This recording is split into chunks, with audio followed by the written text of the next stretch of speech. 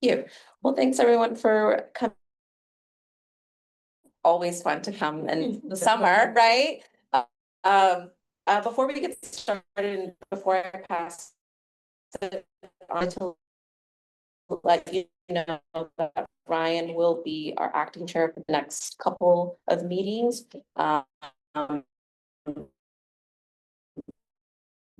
Just want to acknowledge personal services chair probably until September, and then back and we'll have Melinda come join us and doing that role. So thank you, Ryan, for doing that, but I'll pass it over to you. All right, so officially calling the meeting to order. And first, do we do roll call or do we do the? Yeah, you can do roll call. Okay, we'll do roll call first. Bruce Dickinson here. Chris Seosa. Not here today. Dave Bachman. Debbie Walton. Debbie's here. Can we hear her? Oh, yeah. I'm here. Hello. Hi. Good morning. Dina Casteron. No. Haley Purdy, I see you on there. Hello. Morning. John Epstein. Rochelle Lucas. Then Kimberly Crulley. Oh, hey, Red. Melinda Bell is not here today. Right.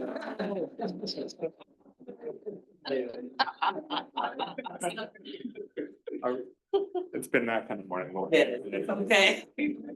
I almost took your seat. Maybe. You should have. You should have. Well, I'm glad you can make it today. Nathan Teskey. Did not make it. Nina Stafford. Paul Cummings. And myself. Okay, so moving on to public comment, and want to give any guests from the public opportunity to speak. Are there any guests online?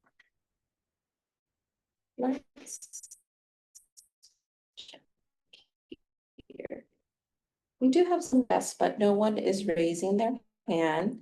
If you do want to make so no one is asking to provide public comment. Okay. No one in the room?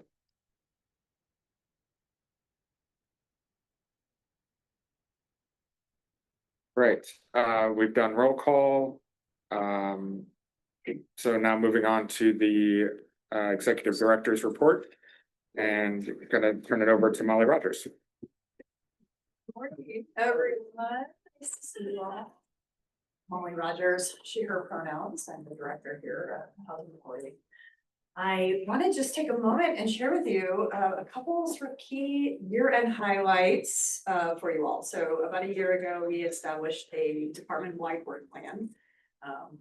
May have been known or not known to all of you, but that was one of the things that we really looked at across our whole department of how we keep ourselves accountable. And we've just tallied the numbers. We established an initial goal. We wanted to house 750 formerly homeless households into permanent housing, or in some form of permanent stable housing. And it came in at exceeding that at 822 normally homeless households in housing. So I just wanted a quick acknowledge, great firm do that. It's incredible amount of work. And then we also established a goal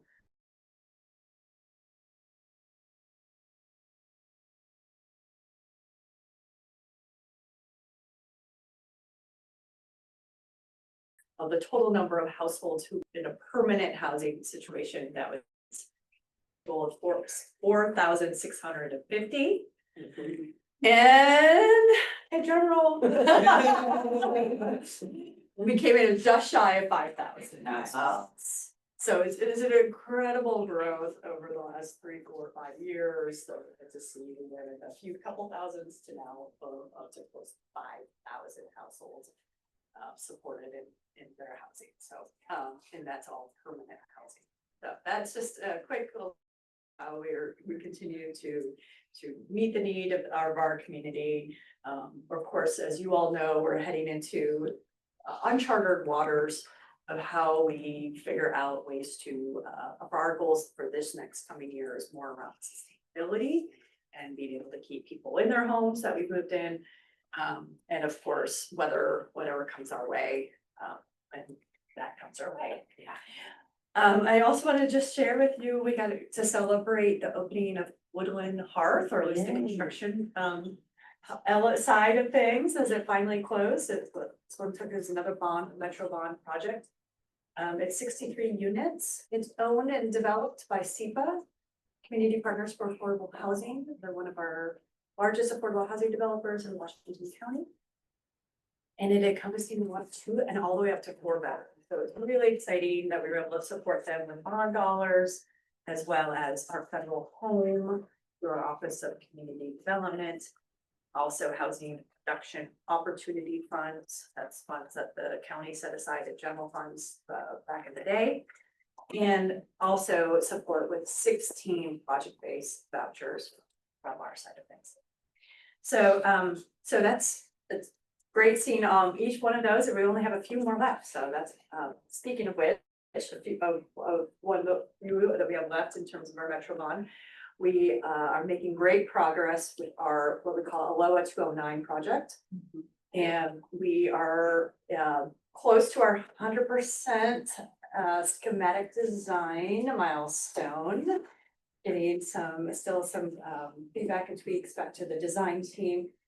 And it's just anyway, giving me goosebumps of how frankly very vibrant and mixed use it is, particularly the watershed in the back is going to be like a nature kind of park feeling. So it's going to be full of respite and healing, I hope. But a lot of kids are going to be there too. So there's that. We love our kids, but we also love our nature. Kind of coexist, so that's good. But also I did share with you that Metro they were the ones that secured the site. They were the ones that are really exciting. We've got a $750,000 grant, nature grant to help in that watershed. Wow. Great. And we will come back at a future date. Our board did approve the concept endorsement from Metro, so that's another great milestone. Yeah, sorry. That was coming. It is Putting it out there. So, and then of course, we continue to look to our state and federal partners as we continue to build out our capital stacks. Morning Hall. This is the sort of an opportunity for me to share with you just a few highlights from the state legislative process. I have a mixed bag for housing, mixed bag really for everyone. So I think it's just a combination of, maybe a healthier forecast when the budget was first produced by Governor Kotek. And then, as we all know, our economy is in sort of a bit shaky ground. And I think she continued to be very consistent in her priorities for housing and homelessness, as well as mental health. And at the end, we were not able to quite secure the level of funding that was in her original budget, but we also were able to at least continue to make strides in getting more housing development resources. Some still for preservation, not quite as much as we've seen in the past few biennia, but it was at least some movement towards housing that we will eventually, hopefully, be able to apply. And then I think we are going to see, there was a recognition, I think, through the legislature around our rising insurance costs, rising costs of what it really takes to operate affordable housing, some additional resources to help offset some of that. But of course, we all know these are structural and systemic issues that you can't generally just throw one-time dollars at. So we're gonna have to still grapple with how we meet the needs of our community and understand the risks we're taking on and perhaps around things to help mitigate our potential risks on down the road. We also experienced pretty big reduction in eviction prevention resources. It was 60% reduction from the previous biennium, which frankly was a combination of on higher levels than we had seen historically because of the confluence of the federal relief dollars still flowing through. But it's still to our partners, they see people coming in every day, still needing eviction prevention, and we've still seen we still have been at historic highs for eviction filings. So that is something we will continue to have to monitor and see what we can do at the local level. Federal level, as we all know, there was a budget reconciliation bill, I won't name it, won't say it out loud, that passed. And it will be, of course, worrisome for folks who've been on SNAP and Medicaid, the biggest impacted programs, particularly related to new work requirements for families. And of course, we all know experiencing homelessness is really a failure of other systems, especially our healthcare system. So this is what we're taking us further back in the strides we've made on that front. We, just to be clear, we have work requirements that have been tested. So we generally through our moving to work designation, we look at other innovative and creative ways to do our housing assistance, including try to, incentivize different work requirements. We do know this will be continued focus by this administration based on kind of work requirement.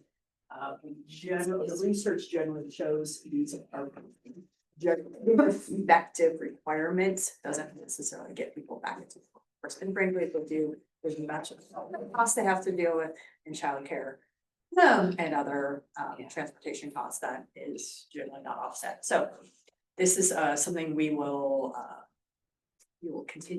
continue to watch on our side of things and how that plays out.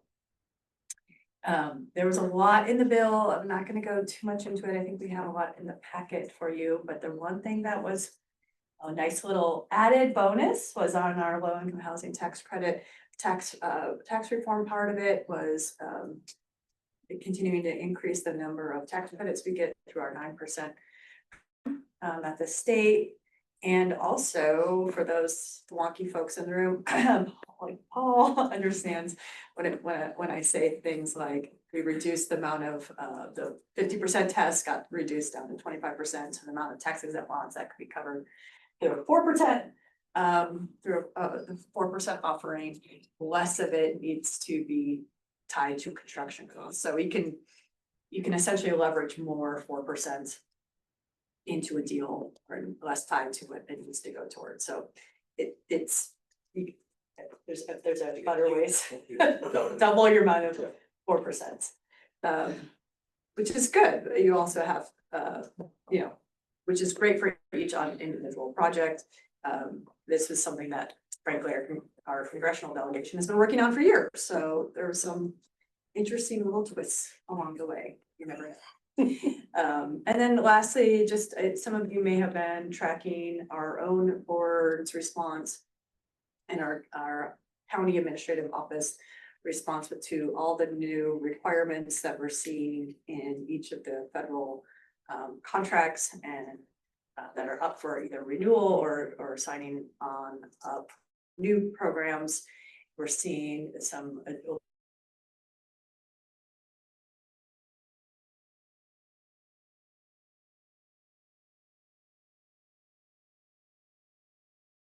elected portions that get very specific in some of these attestations to the point where our board felt like they needed to make some revisions to our former equity statement has now been changed to an opportunity, and the board 5-0 in support of our new statement demonstrating our commitment to civil rights and how we will continue with communities and what language will need to adapt as they adapt and roll out this new resolution. So more to come there, other than we are seeing, we are seeing some of that specificity coming into these grant agreements that made our leadership say we need to pause for a minute and understand the impacts to the county. What liability does this do we take on? What is the legal risk analysis we need to do? And that's the work that's been underway, frankly, for the last 4 to 6 weeks to get into this new resolution. And then we've also been able to get legal analysis of our continuum of care funding. That was the one kind of program that has been most impacted under our auspices as Housing Services. And we have a path forward to move forward with those contracts with just a few more steps of making some changes in our subcontracting language. So we have a path forward. It's not totally there yet. And our legal team is looking at every, essentially at this point, contract by contract, one at a time, case by case. So it is slowing some down. But where we're hoping we're going to get to a place where we'll have a template going forward to know how we can move forward with new procurements and new grants going in the future. Knowing that they will not violate the executive orders and not put the funding at risk. And with that, I would be happy to open up for any questions or comments. Meeting's taped, so I'm not gonna do it.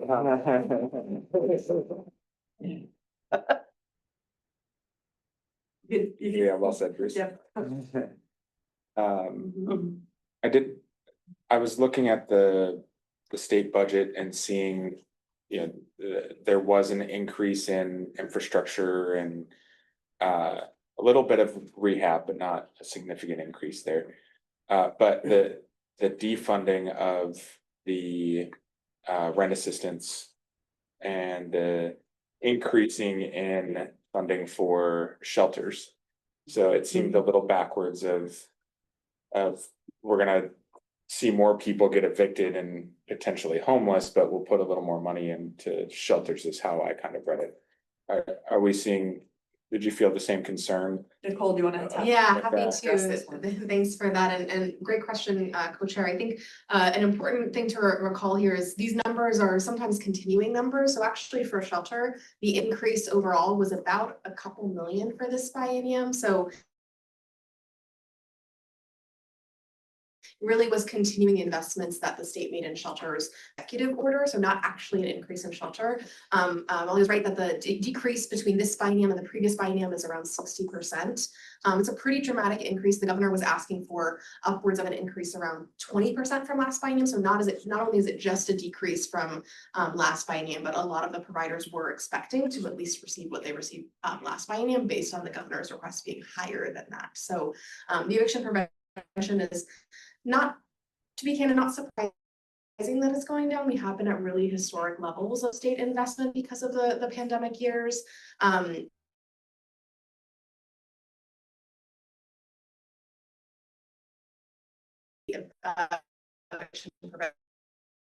Resources, they've actually closed their application portal because they need to kind of retool to determine how much resources they can have moving forward. So it's a correct observation of yours, but there's a bit more nuance in terms of what's continuing service level versus new investments in existing programs.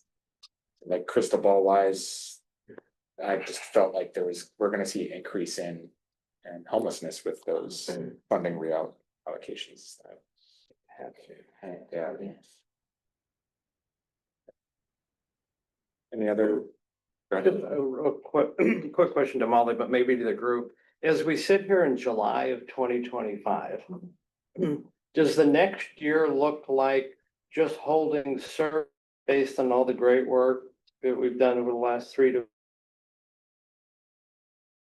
The crystal balling obviously is Yeah, mixed sure. bag. But I will say, when we really did our budget, what we saw was we've had such a robust pipeline of affordable housing development that will sustain a lot of our capacity and energies over the next 5+ years. And that's why we've been really focusing on a real estate strategy for 5 years. And we've got 600 units in our pipeline.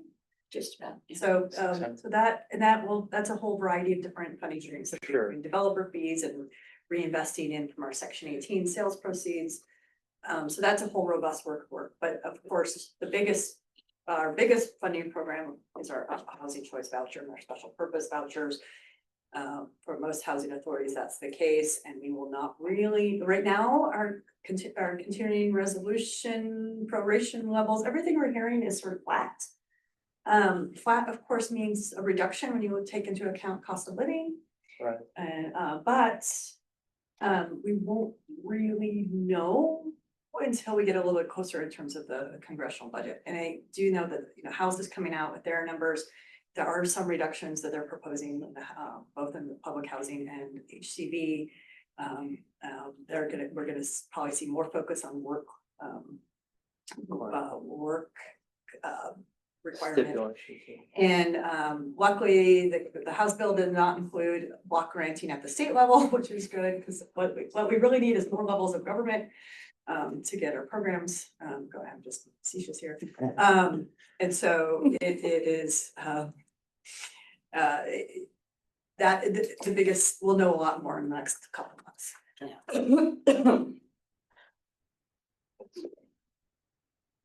Any other questions or comments? Anyone online? All right, so next up is our staff liaison update, so turn it over to Bina. Yes.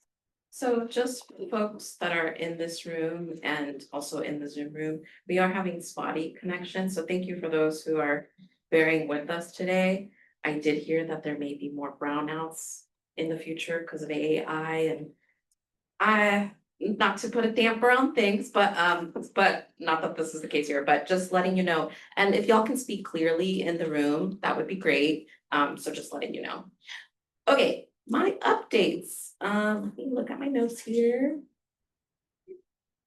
Okay, so some logistical updates. We are canceling our August meeting, so you get August off. Exciting. Enjoy your month off. I know it's like fun summertime and like we don't want to be in a room, but thank you so much for being here.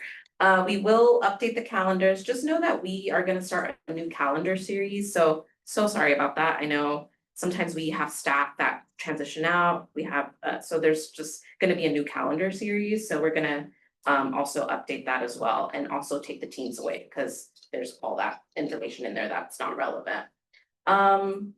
Housing forum. So as we mentioned in our previous meeting, we are preparing for this year's housing forum. So we're super excited. It's happening October 30th.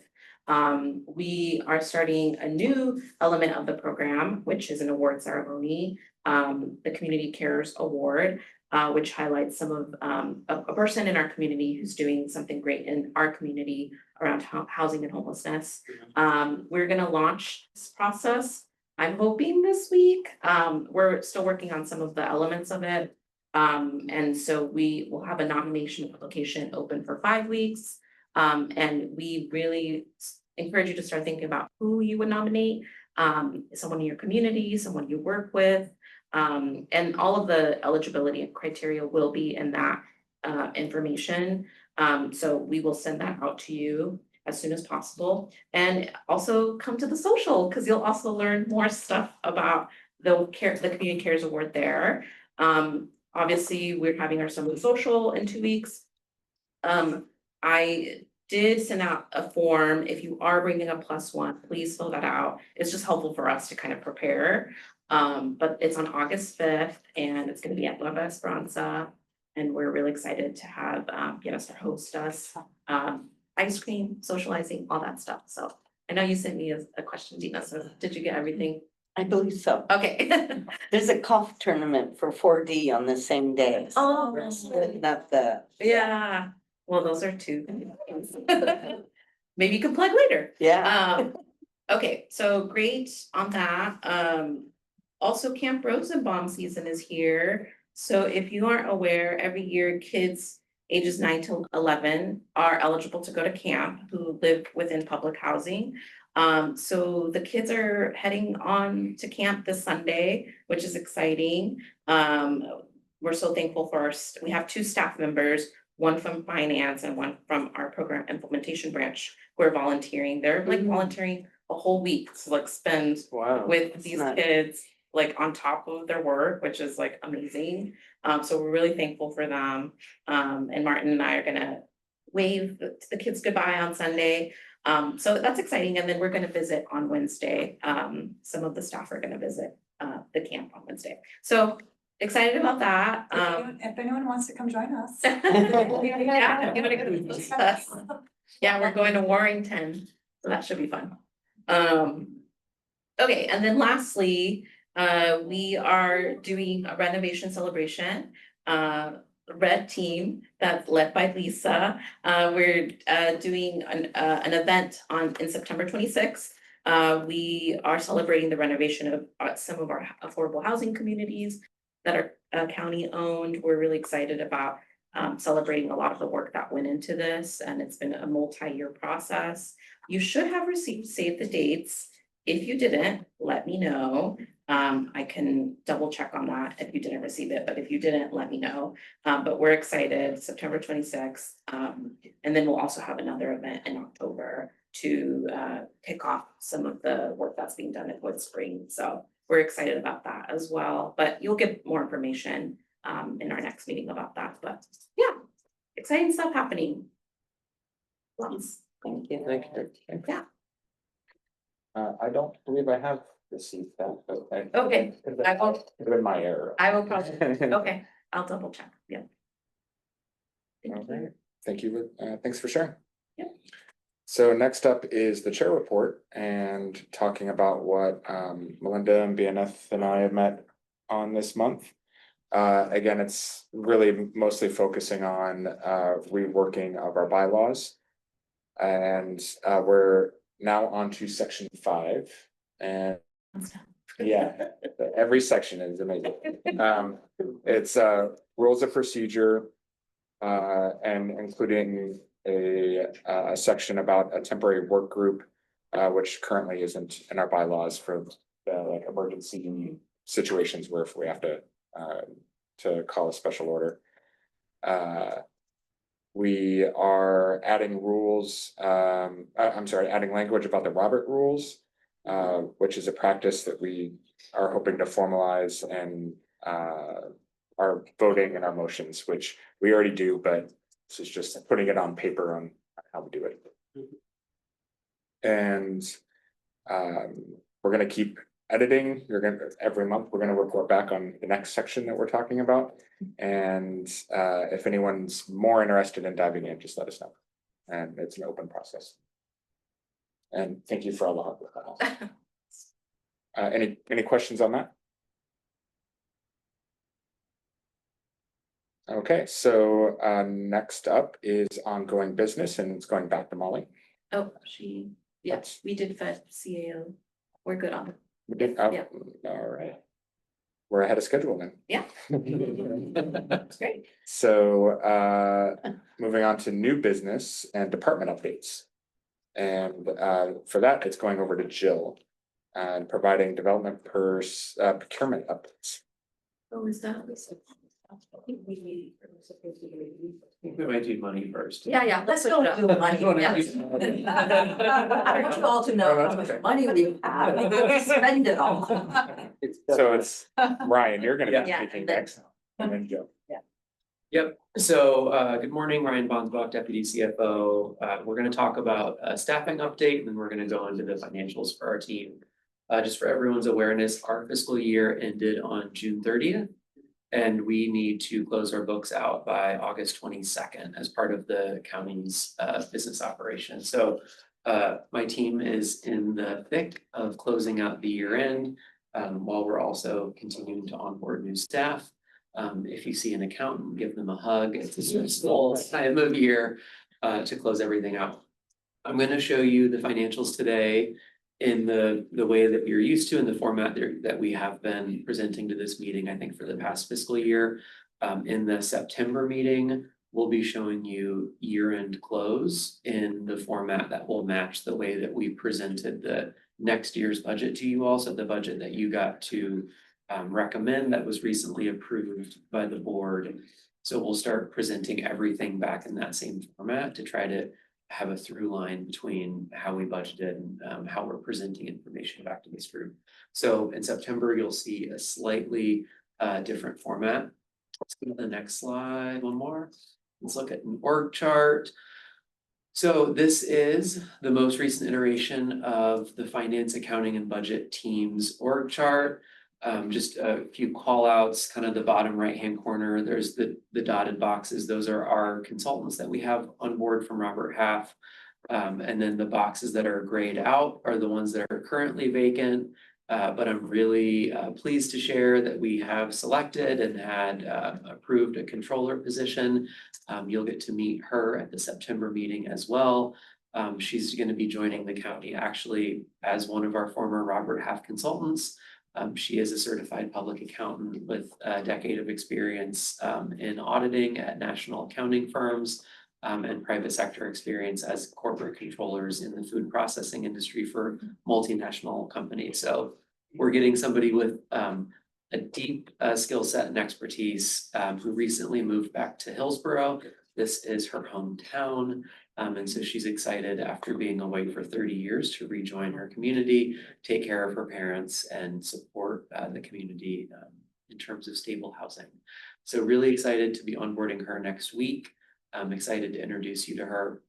And then the two other gray boxes, the supervisor over accounting operations and accounting assistant 2, we are midway through the interview and recruitment process. So we've got interviews scheduled. We are fully tracking. So again, really excited that by September's meeting, knock wood, that we don't have any departures between that time. I'll be coming back and being able to show a fully staffed org chart, providing that stability that was one of the big goals of the finance department as we work to kind of level up to meet the real estate strategy and all the other work that we're doing. Once you get all 14, will the consultants then drop off as you're fully? Yeah, so one of our consultants has an end date coming up. The controller consultant is actually who was selected for the controller position. Okay. And we're continuing our audit and reporting consultant at least through December to help us get through this upcoming audit. At the last meeting, I presented to this group our audit findings from the 23-24 fiscal year. We did have material findings. We are really hoping to reduce those. The county and the housing authority have also been late producing our audits. And so we're keeping some additional capacity to make sure that we're sticking to the state required timelines for this upcoming year. But yes, as we transition to a fully staffed workforce, we will not be relying on You consultants. can rename the slide the Fab 14. Make a quick note on that. Yeah. Okay. Ryan, quick question. Have you been able to, in the past, hire from your consultant, relationship to permanent staff? Just a question and then a comment. I think it's great that you found a good match for controller. It seems to be a very challenging position these days. So congratulations. Yeah, so I've been here for 2 months, and so I can't speak to the deep history, but my understanding is that we do fairly frequently hire people who have previously consulted for us through any of the firms that we have kind of ongoing relationships with. We got the benefit from bringing Ryan in and just 2 months ago was dealing with audit and budget at the same Yeah, time. fun. We could and be able to recruit this quickly and build out your team. Ryan, it's just been thank you. Okay, let's go to the next slide. I hope people can kind of see it if they squint. This is going to be like a test at the optometrist.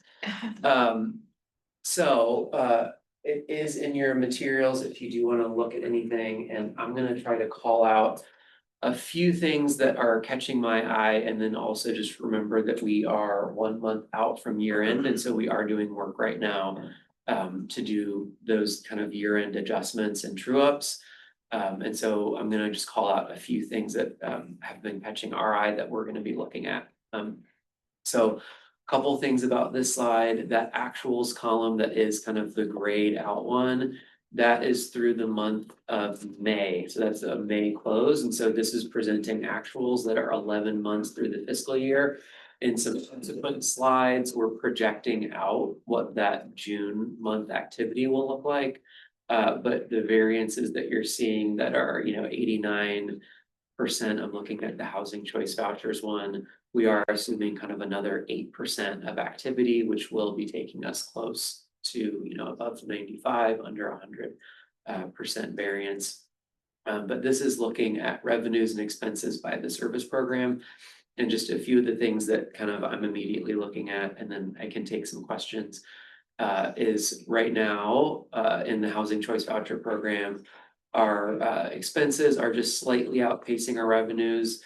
This is really a timing issue. We're bringing in revenues each month, the expenses are going out, and I think it's about 250,000 if I remember from last night. But these are all things that we'll be addressing kind of through that year-end close process as we reallocate funds as part of our cost allocation plan. So just kind of an immediate call out that we're looking at, we're aware of it, and that is exactly the type of work that we're doing here in this next month to close out. The other thing that I'm looking at in that top line revenue area, in the housing development pipeline, we already have an additional $1 million of revenue compared to what the budget is. So seeing a variance that's in the positive on revenue is not as troubling as the other direction. So as we get more refined into our budgeting estimates, this number will be a lot closer, but I believe that this additional money was from the Katama property, kind of the additional waterfall fees that we're getting from that. And then this number will continue to track up.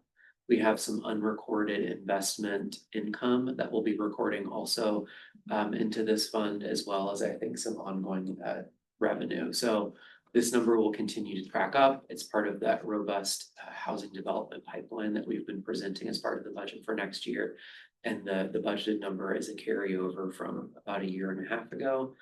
So we're going to keep kind of refining those estimates, but just keeping eyes on those and know that that number will continue to track up as we post more activity in June. The other thing, and I'm going to hop down now to the expenses side of things. If you look down, there's a big jump in the depreciation expense from what was budgeted. So for those of you who remember from our budget process, depreciation is just a way to kind of capture the kind of loss of value that an asset accumulates over its useful life.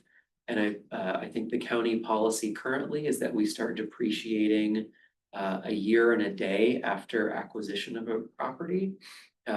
As we move into our new ERP system, Workday, that we'll be implementing in December, that's going to change. So we'll start depreciating assets on a predetermined schedule as soon as we acquire it. But in this case, I believe that this jump in depreciation was from the Woodspring property. And this in this fiscal year, it was a fiscal year ago that we acquired the property. And so we recorded depreciation in this fiscal year. Is that straight over the life of the asset, or is it a 5 or a 7 year? I believe it's straight over the life of the asset. Expected life of the And asset. I believe it's on a 30-year schedule for Woodspring. Yeah, okay. This is real. But again, we'll have a more sophisticated way to track that real time from the date of acquisition. Right now, we're also doing these adjustments manually. So we're tracking a separate schedule. Again, after the county implements the new ERP system, it will be done on a predetermined schedule. While we're on this slide, are there any other immediate questions that folks might have? I'll do my best to answer them real time. If not, definitely can follow up with this group for anything that's more specific. Hi, this is John. Sorry, I joined a little late. I'm gonna have to leave a little early because I'm traveling for a family event. But in looking at this, you don't think the affordable housing expense, excuse me, the housing development expense is gonna catch up? Which one I'm sorry.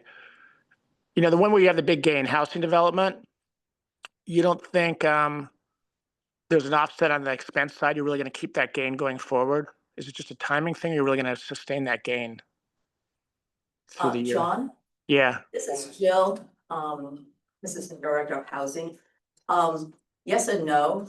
On the affordable housing side, the main income is revenues or payouts from our investments such as Katama. The other big item is developer fees. So as we develop, we will, especially through these limited partnerships, we will get those. So for example, we received some big developer fees for this year because we converted the AHP 4. So we will be booking some big numbers in fiscal year 25, 26. But because it is so unpredictable, because frankly, construction and lease up slipped, some of it was actually supposed to be 24, 25. So we were, so some of these are gonna go up and down. The more stable item is the Katama fees, the revenues from our investments. all right. It's composed of two parts. So I guess that's in conclusion at year end, it's not a big deal, but we were projecting a $906,000 net operating income before depreciation. And now we're at 4.3. My guess is that number's gonna close down, but we're still gonna end positive for the year. Is that a safe statement or a reasonable statement? Yeah, we will be positive. Okay, Yeah. okay, thank you.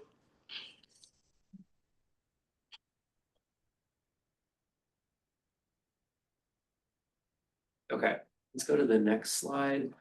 I'm gonna speed through these a bit more. So what this is looking at is in a similar format by these different service programs. The column in blue is what was budgeted for the fiscal year. The column in orange is what we are currently at 11 months through the fiscal year.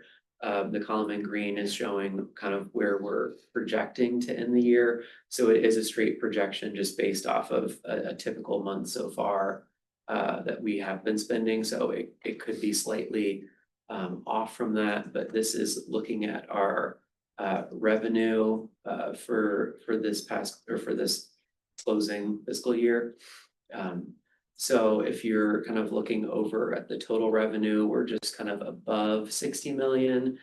And then if you go to the next slide, you can see our expenses are coming in at just under 60 million. And this is really tracking with kind of our top line messages as we developed the budget with this group for the next year, where we are overall cash positive.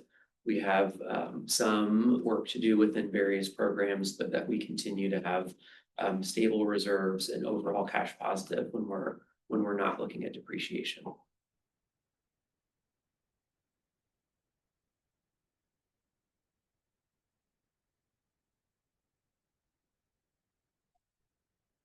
Let's hop to the next slide. So we'll look again, one more slide by looking at the report just by revenue source and category. So we're going to be looking here in the column that says FY 24-25 budget. And then what we're looking at is just how this is split out between federal grants, any contributions from the county, tenant revenues, other revenues, and investment income.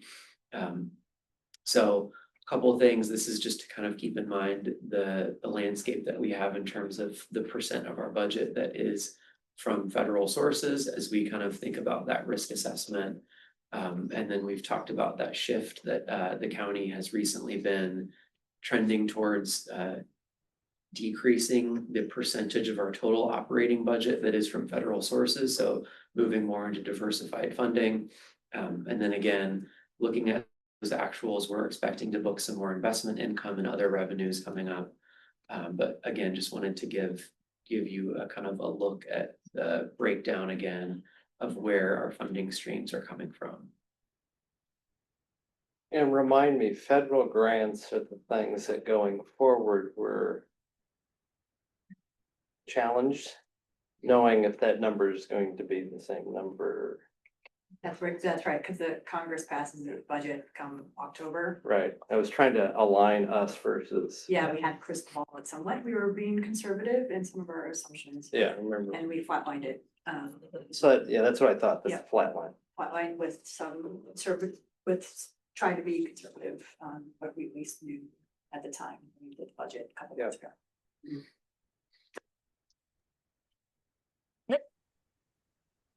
Hey, Yes. it's John again. I kind of nerd out on this finance stuff, but, Right, you're here, John. We love So, our, John and I love our finance. so, it's interesting talking about depreciation. It's not a cash item, but it is telling you stuff's depreciating. And what it's anticipating is that sometime in the future, you have to do rehabilitation. That's kind of what depreciation is doing for you. So I know on your tax credit deals, your tax credit investors are requiring you to set aside reserves. So how do we handle that on our properties that we own? Do we actually set aside reserves, or we just let depreciation run through, and at some point in the future, we're gonna have to figure out how to find money to rehab them? I mean, how do we handle stuff we own? I'm assuming we don't really set aside reserves for that stuff. We just really cover it out of our cash flow needs. Is that, I'm not saying that's wrong. I'm just trying to understand. Is that how? Yeah, what I'm we- assuming it could be different based on the structure of the deal, and so I'm looking at Jill or Lisa to. Yeah, John, excellent question. And on our larger projects, you're absolutely right. When we put them into limited partnerships, we have capital reserves. On our projects that we own and is on our books, we do not put reserves separate. We're trying to do that because right now, as you also know, Lisa's pretty new. She's just Right. barely a year old. And over here, and our asset manager also is 1 year and 3 months. And so we're now in the process of looking at all of our assets and looking to see what kind of reserves we can put away. Because we're trying now to make sure they're at least cash flow positive, and whatever is cash flow positive, then we can keep at the reserves. And some of those projects we are putting at the project, so we can do things like roof repair or some of those. I'm just gonna add that in a tax credit deal, you're actually required to set aside reserves, Right. so. So we do set aside those reserves. You don't see them on Hawks books because it's a discrete component unit. So you actually won't see it here. But as a part of our asset management work this coming year, we're gonna be taking a deeper dive into the capital needs of all of our existing, the long-term capital needs of all of our existing properties and what kind of funds we have available to address those needs. Yeah. Okay, And- great. I mean, you're thinking about it and you're planning for it, so that's great. Thank you. Just, hi, it's Paul, just one John probably knows this, but in the tax bill that just got passed, one of the efforts that was put into place to probably offset the potential lower home money, other things that might help tax credit deals was to bring back accelerated depreciation. And so I do think that there's the potential that you're gonna see bigger depreciation numbers than you would see on your typical tax credit deal. And it doesn't just mean that the rehab needs got bigger. You're just gonna front load some of that. So I think it's an offset to try to keep some of the yield when they're adding all these credits so that the prices don't drop too much. And I could talk to all these investors that are weighing in right now. Why didn't you run the deal with accelerated Right, right. depreciation? So we're seeing some of that. It doesn't mean your need is greater than it would have been. It's just the tax presentation. So. That's kind of why I asked the question earlier too, as far as speed. In a past life, we had done a ratio of total assets.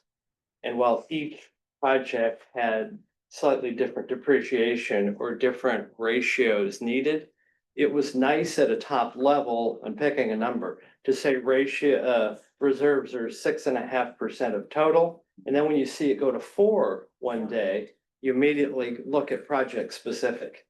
Right, so it was a great high level number to be able to look at the delta without going through an Excel spreadsheet. So just, you may be already well down that path. Yeah, and that would be a great one. We should keep that as part of our Yeah. reporting as a dashboard for you all. Yeah. maybe. Yeah. You know, it's just something, and Lisa and I are also working on for our own management purposes, like a dashboard. So we know which buildings are actually generating money, so we can potentially even cross subsidize. Yeah, it's a little bit helpful in budgets too, right? You see a big delta from 6 to 3, you immediately look at 1 or 2 projects. So, enough said. Sorry, Ryan. Get back on track. Oh, no, no worries. I had a question too on the properties that don't have reserves.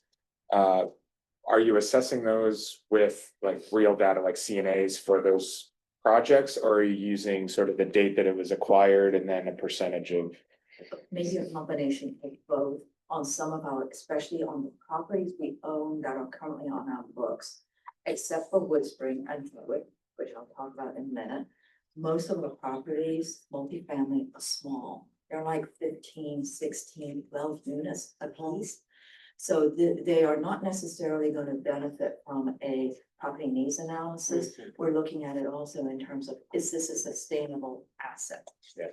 And that's where Lisa and I are looking at, and she's done a tremendous job in 5-year asset planning. Yeah, so we're starting, there's sort of a combination, right? So Leslie, who's also been here a year, everything she's experienced this year, she's gotten to know, what's going on with each of the buildings, which buildings we needed to put some substantial funds into from Hawk in order to, substantial for us. And so, and of course, this was the impetus behind HB2 and HB4, right? To syndicate those properties which were not syndicated prior. So I think what we're aiming to do is to identify which properties we were going to keep and bring up to the current standards, which properties we're going to perhaps redevelop, and which properties we would move into disposition. Excellent. I would like to make a suggestion, we're still in the beginnings of, we're still collecting our first real estate schedule. Also, we hired Housing Development Center to help us do a whole asset management comprehensive program for us. I would suggest maybe we come back at a future date. We have a broader presentation of what an asset management plan would actually look like. And yes, ideally, capital needs assessments and understanding the relationship between depreciation and preservation needs, which I have to admit in my mind does not actually compute, generally does not align, but it does tie to the larger real estate plan, which is an eventual conversion to tax credits with the remaining 50% or remaining portfolio that we have. It's some combination and using those sales proceeds to help with our gap financing. Yeah. Great, thank you. Any other questions? We have 2 more slides that were really similar that, again, I would probably just speed through. They're kind of showing a different slice of the same information. So I think we can quick peek here and then take any other questions that this group had. Oh, this is a quick breakdown of how our federal funds come in the different programs, budget to actuals, how this revenue is coming in. So we have a number of kind of slightly smaller programs. The vouchers restricted, that's the HCV program. That's the large number. And again, these actuals are through the close of May. So they will continue to trend up.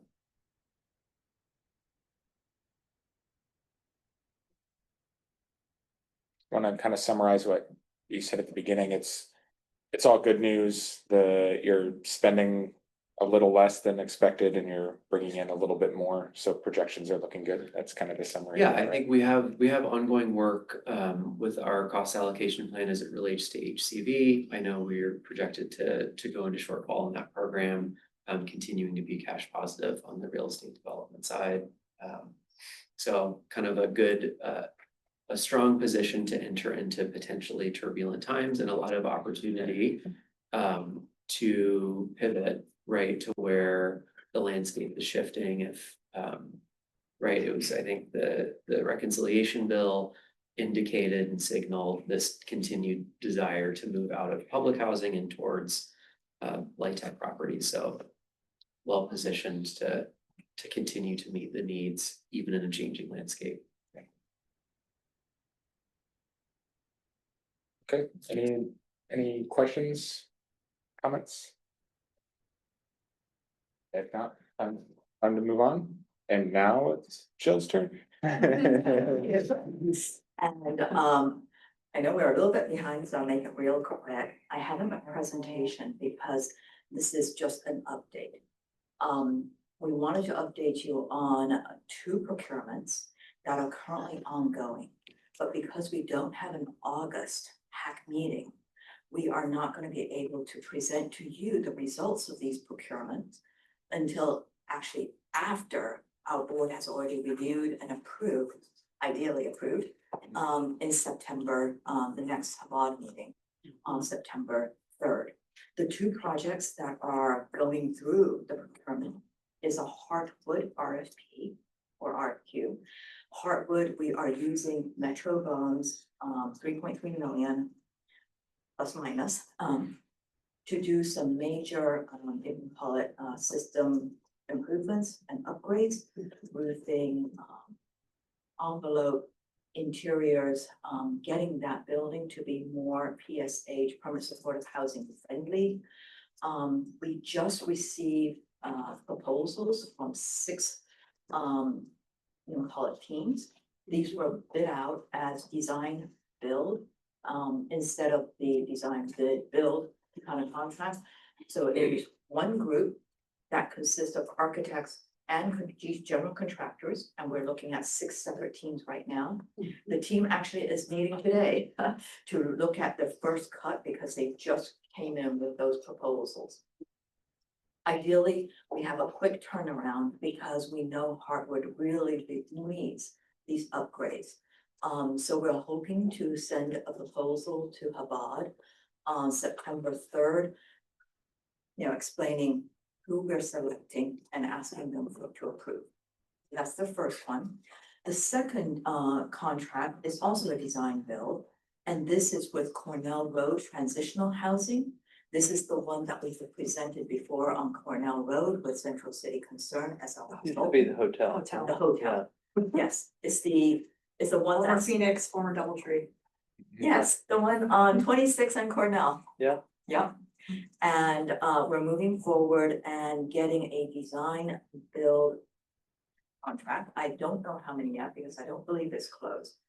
I'm technically not allowed to see all these yet. So the team led by Lisa is doing that, both of those RFPs.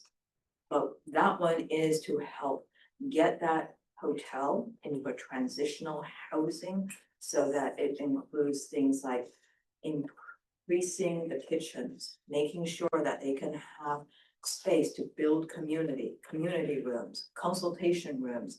There is a wonderful swimming pool in there. You can't use the swimming pool and it needs to be, redone.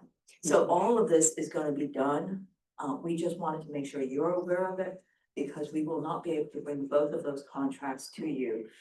So that we can explain to you, who the bidders were, what was the pros and cons. But we will need to get both of those contracts approved at Chabad September 3rd. Last but not least, because we mentioned, well, what is happening? We have so much depreciation. Are we doing capital repairs?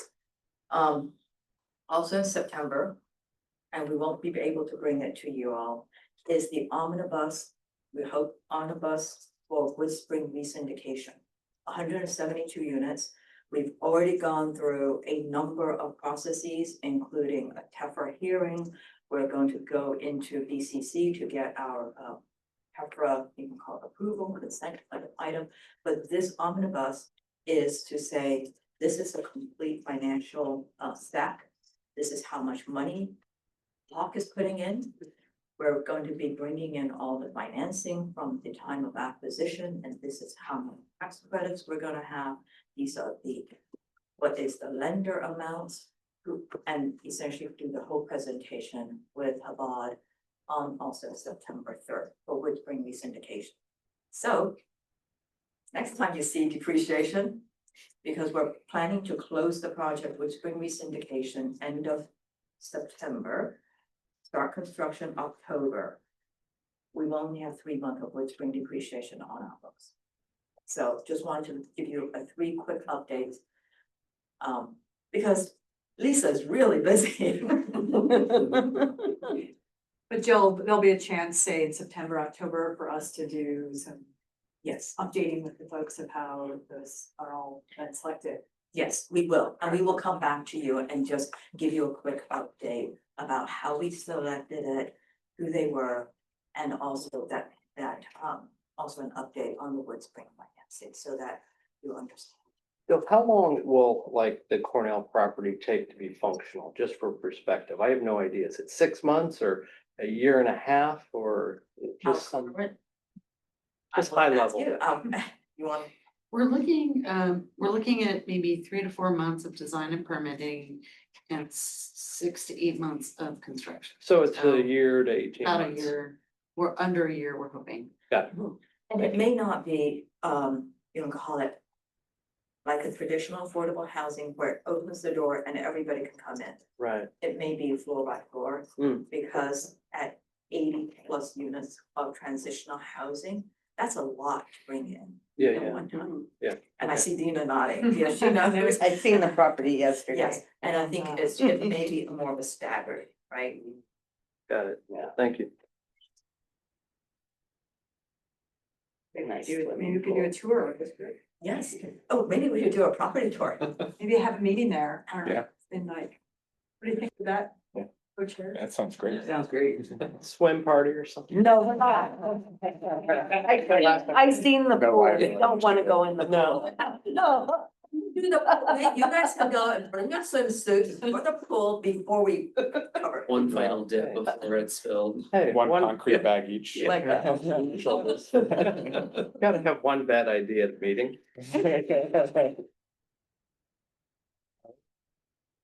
Any other questions? Thank you for sharing, Jill. All right, so making sure the order right, it's M, is that? Yeah. All right, I got it. M will be presenting on public housing, on the Public Housing Authority policy primer. Good morning, everyone. I recognize a lot of you. You probably know who I am by now. My name is M. Nichols. I am the Moving to Work Program Coordinator for the Housing Authority. I support Housing Authority policy and I'm part of Liz's team. Today, we're going to be just reviewing some basics of Housing Authority policy, some federal context, and basically information that will support your role. Next slide, please. Yeah, our goals today are to increase your understanding of PHA policy documents, address some of the federal policy context, specifically focusing on what is known and likely. We'll also provide information on recent and planned updates to PHA policy documents. Next slide. Our agenda will go over those documents. We'll address our context, including HUD policy implementation, things that are definitely happening, emerging federal priorities, things that are likely to happen, and external factors. We'll go over our plans for the next couple of policy cycles, and it's time for questions, hopefully. So policy documents, this pyramid here, you may have seen it before. It presents the major policy hierarchy for our housing authority, our administrative documents, and our discretionary policies. At the bottom, you see the Code of Federal Regulations. Those are HUD's permanent rules that describe how HUD is going to implement federal legislation. Above that is PIH notices, public and Indian housing notices, and other guidance issued by HUD. These give us specific administrative and operational direction to us and to other housing agencies. All PHAs are subject to those documents. They don't speak to our local goals or priorities though. Let's go all the way to the top. We're going to skip what's in green. Our detailed operating procedures. HUD takes very little notice at this level. They do not have a strong interest here. But these are very important because they define our actual jobs and our impact in the community and how program participants experience our programs. So we make sure we call them out. Today, though, we're focusing on the middle of the pyramid. These are PHA plan, our administrative plan, and our admissions and continued occupancy plan, generally called the ACOP. These are documents that bridge the gap between HUD policy and our actual daily practice. And most critically for your consultation, they require a full public process and HBOD approval, supported hopefully by your recommendation. Next. The 5-year and annual PHA plan, I brought to you an update on these in, I think it was around March or April. These are strategic documents that we submit to HUD. They describe our moving to work flexibilities, our priorities. They require public comment and public hearing. The 5-year plan, as you would expect, is on a 5-year review cycle. It describes our mission and goals. It can be updated when we bring our annual plan to HUD. The annual plan is on an annual review cycle. That's y'all, HBOD, and HUD. It includes information on our programs and services and the MTW supplement describing how we're using our MTW, our moving to work flexibilities, is an attachment to that document. The administrative plan and admissions and continued occupancy plan. These generally meet your review when we're making substantive changes, but a lot of the times the changes are administrative and non-discretionary. And in those cases, they don't always come before the Housing Advisory Committee.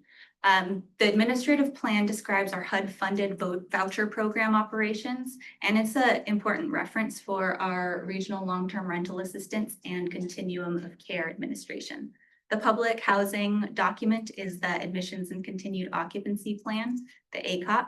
And because it is a public housing document, in addition to sort of describing our compliance procedures, it speaks to our occupancy and leasing procedures and lease enforcement, pet policies, things like that. The board and committee role for these documents. For the Housing Authority Board of Directors, it's very clear. HUD requires their formal approval of our PHA plans, and that's required by the Code of Federal Regulations. And HBOD meetings also serve as public hearings when a public hearing is required for these documents.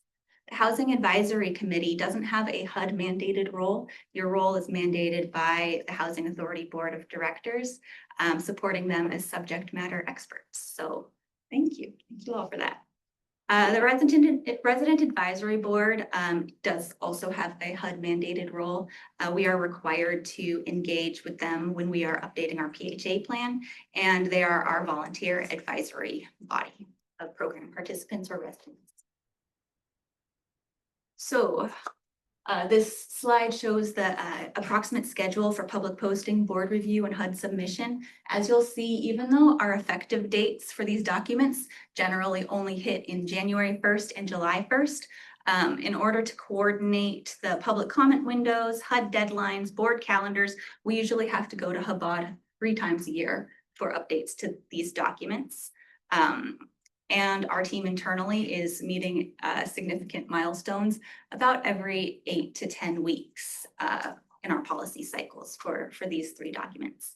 And that is, of course, not all of our housing authority documents that we have to maintain.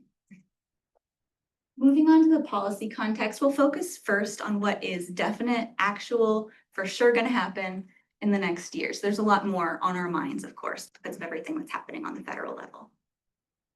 But there's 3 big things that we are looking forward to dealing with in the very near future, or continuing to deal with.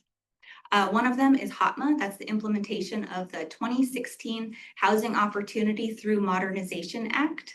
If you are thinking, as I always do, why we have a 9-year-old Modernization Act that we're still working on, we'll get to that in a moment. It has a lot to do with this next item, an update to HUD software systems, the Housing Information Portal. We're upgrading that hopefully soon. But that impacts a lot of our operations. We do have to update our documents to accommodate the new HUD software. And top of mind, the Emergency Housing Voucher Program sunset, which could impact about 80 households in our portfolio right now. HOTMA, we love our acronyms here. The Housing Opportunity Through Modernization Act of 2016. That's intended to streamline and reduce administrative burden. We do experience that to a degree, but I'd say the full positive impact of HOTMA won't be fully felt until HOTMA is fully implemented and far behind us. It modifies certification, eligibility, income and asset verification and calculation, deductions and expenses, and definitions of family. None of that is major definitions, but minor changes to how they're describing roles in the family. HOTMA was signed into law in 2016, but it's been a bumpy road since. A lot of HOTMA was implemented in between 2016 and 2023, but there are significant portions related to income and assets, which of course affects all of our rent calculations and our household rent determinations. And those, the final rule for those wasn't issued until February 2023. And in between February 2023 and now, HUD has gone back and forth a lot with their guidance to us and the implementation timeline. One thing is we were required to make sure HOTMA was fully in our PHA plans and documents by July 1st, 2024. We did that. Shortly after that, though, the compliance date started shifting further. And what we now understand is that a lot of that shift in compliance date has to do with the software implementation timeline referenced before. We cannot implement HOTMA until HUD has fully implemented HIP. That was going to happen in summer of 2023 originally, but recently the staff that were working on that project have left HUD. And they have stopped issuing any specific clarity about that timeline. So we are all in kind of a wait and see. One of the things that's important to know about HIP is that expansion MTW data is not compatible with the current software system. So expansion MTW agencies like ourselves are holding a lot of our data, and that causes us to have to do a lot of workarounds with HUD. It's a known problem that HUD is addressing. It's not just us. It is many of the expansion MTW agencies. So they're motivated to do something about this in the short term. Emergency housing vouchers. And next slide, please. Thank you. So you've heard about the emergency housing voucher. This was established during the pandemic with ARPA funds to address homelessness. Referral was through the coordinated entry system, Community Connect. And we now have about 80 emergency housing voucher households, 170 individuals, more than half of them are children or people over 65 or people with a disability. HUD announced the early sunset of the EHV program and final fund allocation earlier this year. And right now, our current projections, based on our current exact circumstances, are that funding will support EHV households through 2026. We are actively planning to maximize that continuity of assistance for families, and we have plans in the works to stretch out that runway, maybe even into spring of 2027. So we have more time to address soft landings for those households with continuity of assistance is our goal. You're going to hear more about this as those plans take shape. External factors impacting our policy context, high per unit costs, or PUC. The external factors, things we can't control there, are contract rents, participant incomes, and utility costs. There are things we can control that we are pulling all of those levers we can. That's our use of the payment standard, for instance, and whether or not we absorb vouchers from other jurisdictions. Changes in the renewal funding inflation factor. I was cautioned against getting inappropriately into the weeds, but I do want to share about the renewal funding inflation factor. It's used to allocate housing choice voucher funds to the Housing Authority. And this calculation changed in 2024. And the way it changed, you'll be able to follow this because you're an economically minded group, I can tell, is that now it weights consumer price index higher than local FMR, fair market rents. So previously it weighted local fair market rents a little more highly. Now it is more weighted towards the consumer price index nationally, basic inflation. So as you can imagine, in metropolitan areas across the country, this dramatically increased the risk of shortfall for housing authorities. because any place that's experiencing specific high cost of living, like super cool West Coast cities, is now experiencing more difficulty with shortfall risk management, as I'm sure you're very familiar with.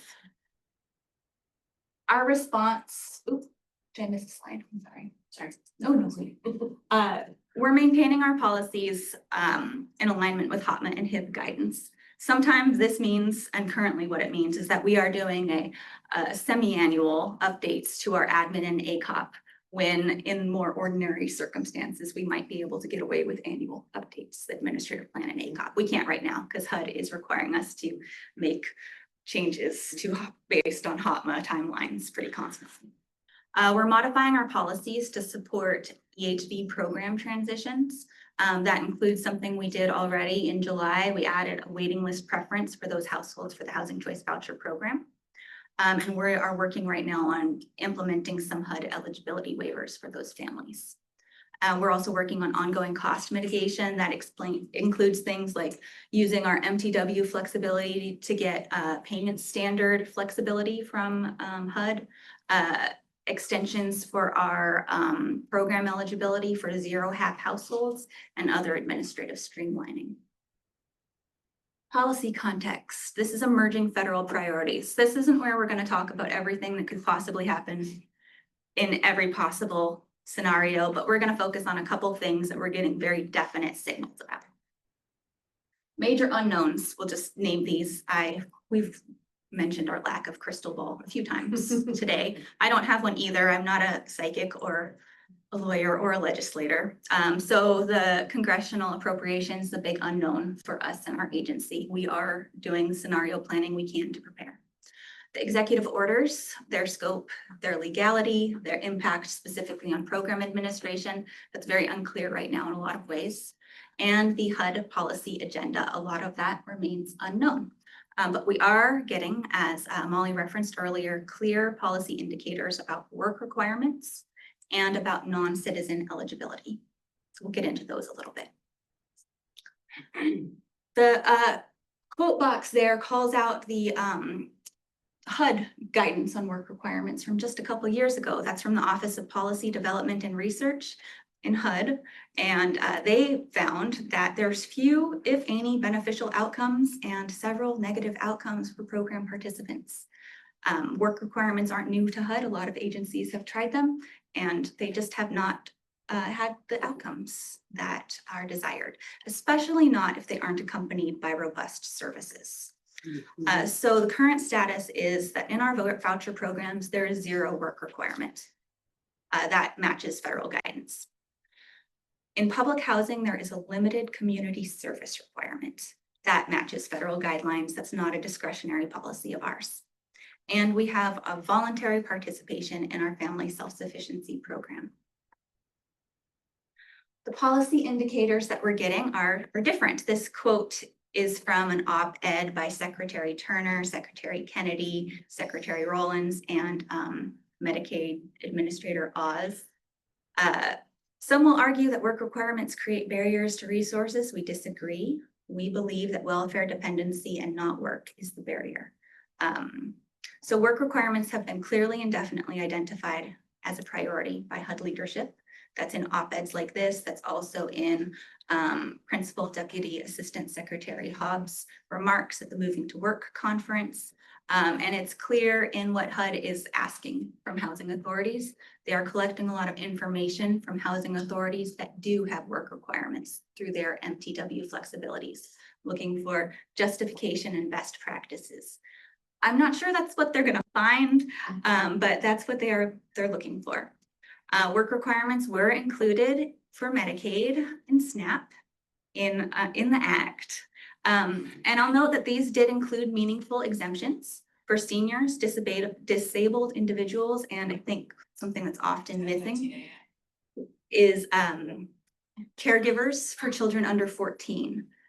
So those are good exemptions. What they won't do anything about is the major administrative burden on the housing authority if you are turning staff into employment office staff as well.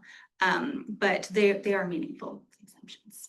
So we are in readiness for more guidance on work requirements from HUD. The next item is non-citizen eligibility. I want to make sure we're on the same page about our current status here, which is that ineligible non-citizens, undocumented individuals are not currently eligible for housing assistance. They're not currently receiving housing assistance from our federal programs.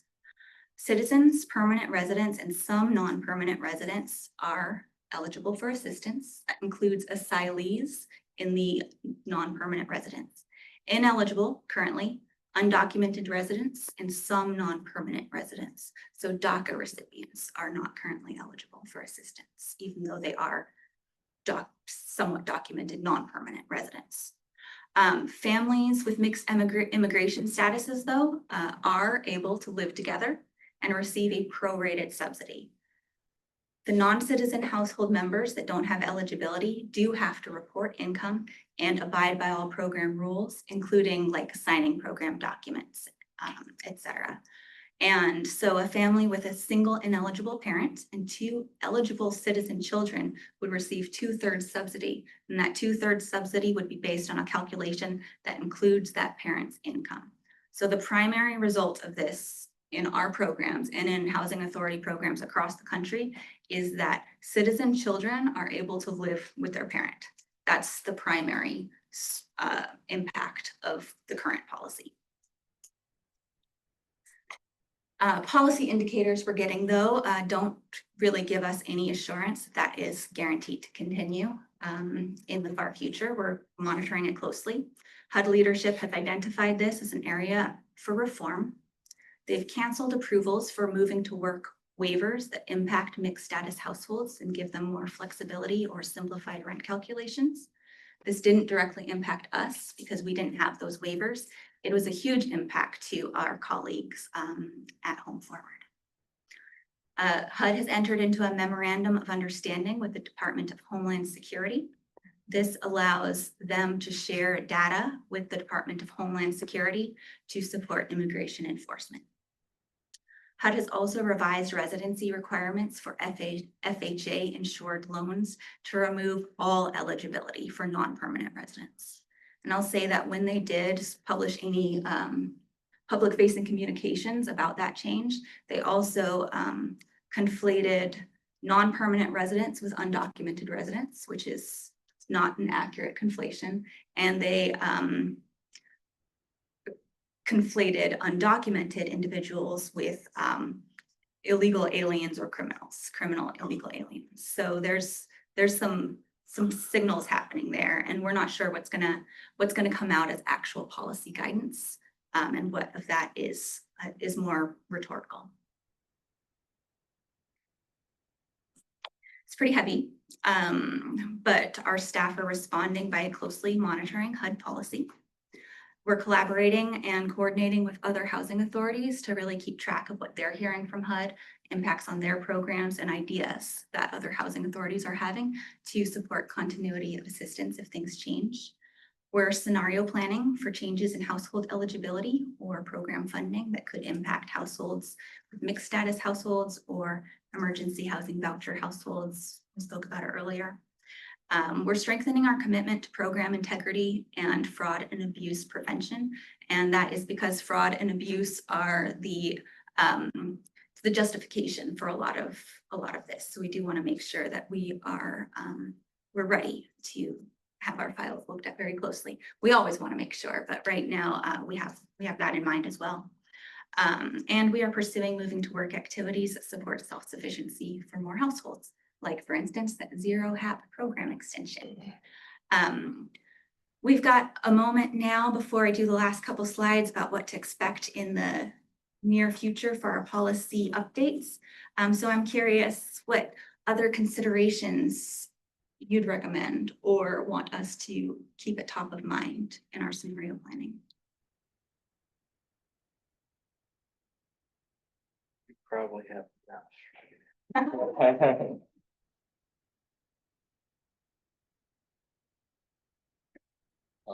I remember, I'm going back 20-some years, but there was a big push to monitor the ability to work in Medicare. And the states that implemented that, it was across the board more expensive to manage that than the money saved. And is that a kind of a general feeling here as well? You alluded to it a little bit. Jen. Yeah, so regardless of what we believe or know about outcomes for households for work requirements, it's definite that the administrative expense is high. And it gets higher the better you do it, right? If you are coupling your work requirement, there are some housing authorities that report positive experiences with work requirements. And those are housing authorities that have incredible wraparound services for those families that they are asking that of.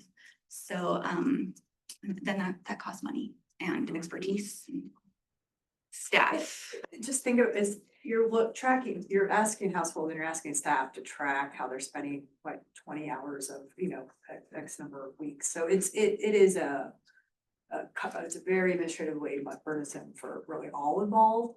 And then to do the tracking and data collection and then reporting back. So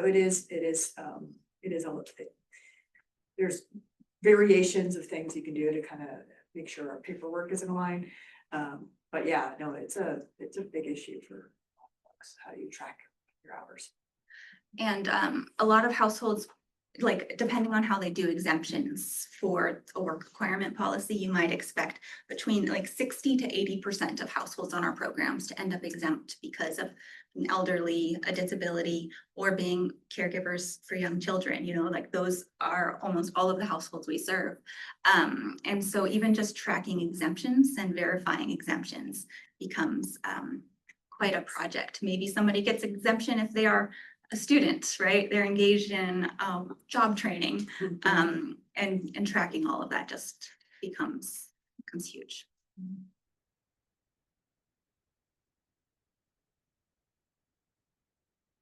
Well, if you think of anything else that can help us out, I feel glad to have a room full of knowledgeable folks here. So please bring your thoughts about these policies to us.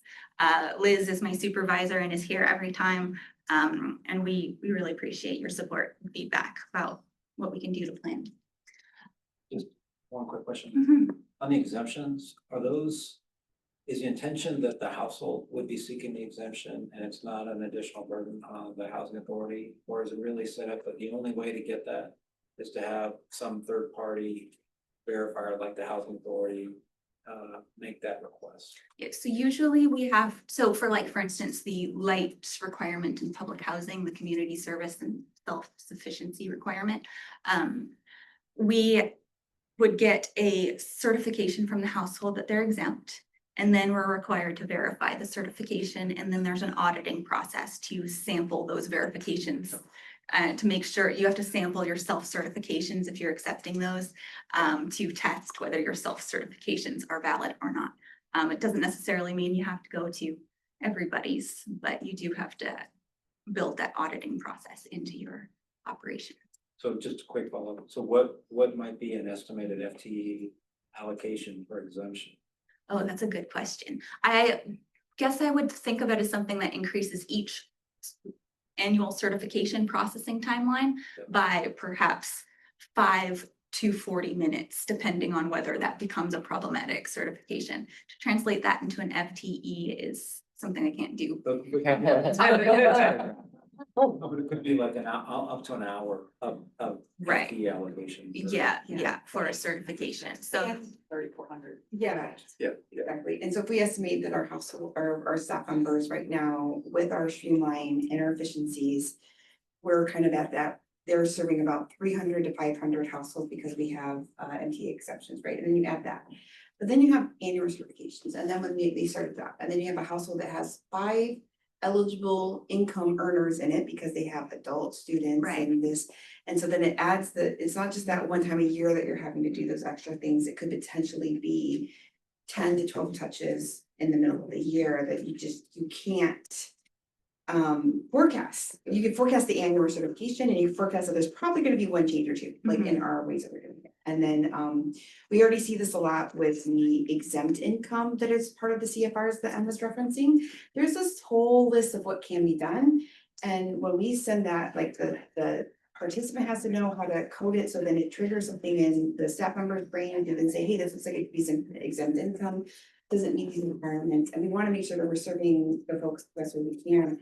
And it's just that's just like one snapshot of exactly how more complicated it is for our participants to follow, as well as staff, as well as making sure that we're. So it's a lot. And one of the things that Liz like sort of referenced, and that I want to make sure is explicit so everybody heard it, is that these are generally individual requirements, not household requirements. So that like complicates things a lot further. Wow. So I did unofficial math, not associated with them at all. It would be 2 FTEs. Yeah. Very unofficial. That's helpful. Thank you. So if you have recommendations for us, please keep bringing them. The next couple slides show what we are doing, have done, sort of that will hit our policy cycles, either July effective date just now or next January. So recently, July 1st was effective our PHA plan and MTW supplement. Those were approved by HUD. Those were the documents that I brought to you around March. We did get approval for our Zero HAP program extension and to implement goal-based family self-sufficiency incentives. Our administrative plan and ACOP updates went through effective July 1st too. This included updates to keep up with HOTMA's shifting targets and also adding a waiting list preference for EHV households and some waiting list streamlining that can benefit our project-based voucher and public housing programs. Planned updates in January 1st, 2026. We're going to have another round of administrative plan and ACOP updates. That'll include full implementation of the Zero HAP program extension, we just got approved. Continuing to incorporate HOTMA, we might have more clear guidance by then. And improving our public housing and HCV operational alignment, just making sure that those programs match each other as much as possible for our own internal simplicity. And collaborating with program staff. This is something we always do every cycle. We meet with program staff to support clarity and reflect current operations. Any place of the administrative plan or ACOP that has given any of my colleagues any bit of grief in the last few months is something that I want to hear about and see if we can make it more clear. In July, that's when our PHA plan and MTW supplement will be due again. So we're going to be reviewing MTW waivers for any operational updates that we can use to make them more effective, and also any additional cost-saving measures that we can squeeze out of our moving to work flexibility. We do already have a lot of moving to work waivers though. So we are bringing that program pretty hard right now. We'll see what we can do to mitigate the impact of any of our external factors moving forward. Oh, questions, comments? Thank you. Yeah, thanks. Anyone online have any comments? Can I give you time? All right. So we're actually then, thank you. Yes. We're gonna move on to our last topic, which is a suggestion for future discussions. One thing that was brought up today was asset management plan presentation potentially. Any other ideas for presentations? We had talked about a report out on the design build teams for Hartwood and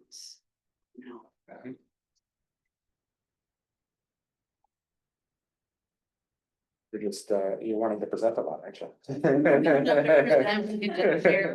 doesn't have to be a presentation.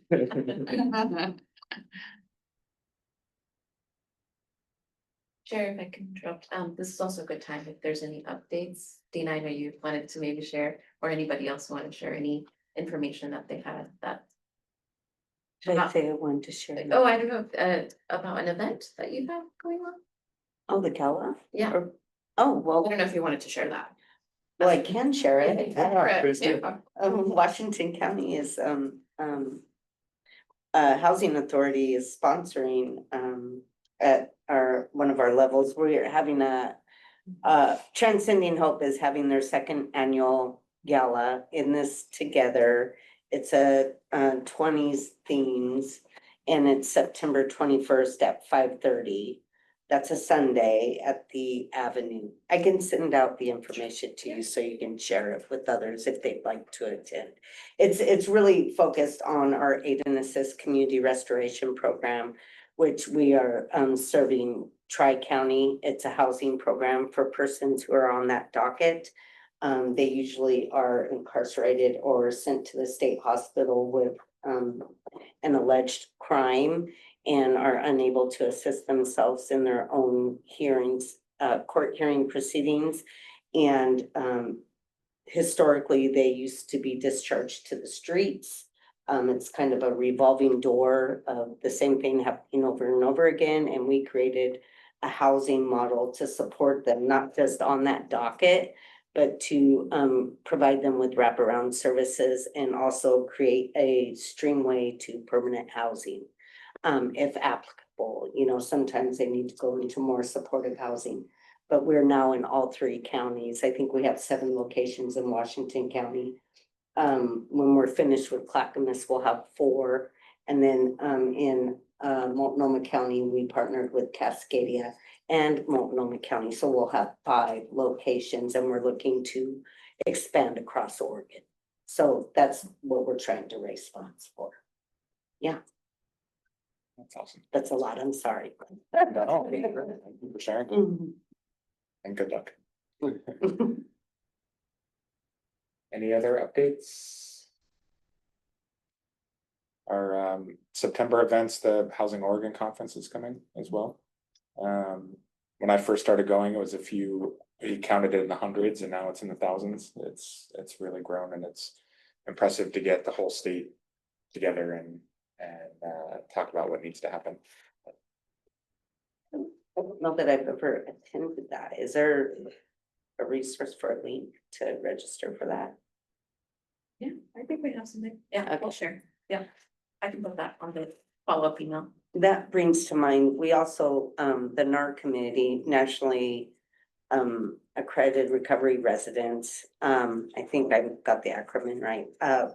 We're a bunch of housing providers across Oregon that provide housing for persons who identify with substance use disorder. And we created the first housing conference last year, and we will be holding our second one this November, I believe November 15th, but I'll send you that information also. Yeah.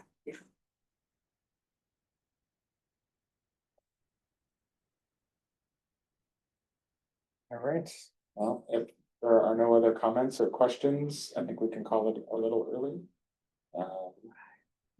But I have to ask for a motion to adjourn first.